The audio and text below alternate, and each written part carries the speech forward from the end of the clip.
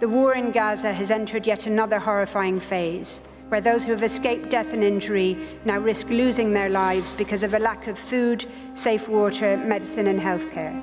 Never again for anyone! Never again is now! Never again for anyone! To my understanding, this is the first live streamed and broadcasted genocide that we've all in this world been exposed to.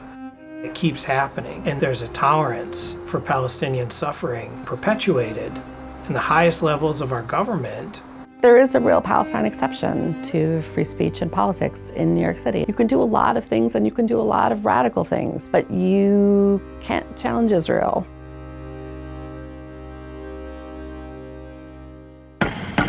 Meeting will come to order. Every institution of American life, from the Supreme Court to the local school board, is in some way implicated and collaborating with McCarthyism. Does calling for the genocide of Jews violate Harvard's rules of bullying and harassment? It depends on the context. It does not depend on the context. The answer is yes, and this is why you should resign.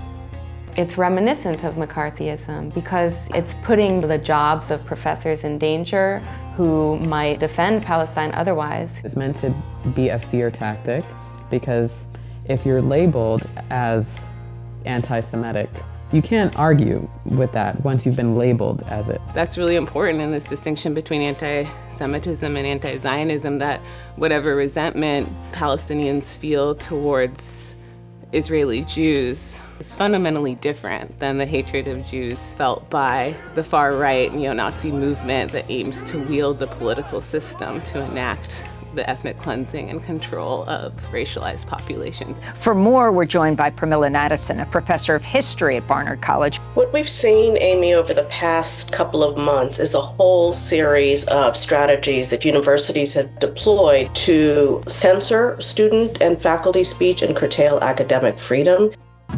We have to be active right now in speaking out precisely because we have to show that it will keep going.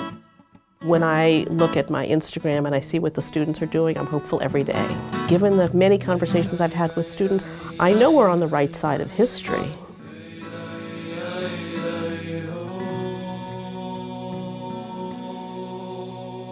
Do you consider that a serious issue? I mean, do you want Columbia University to be cursed by God of the Bible? Definitely not. Okay.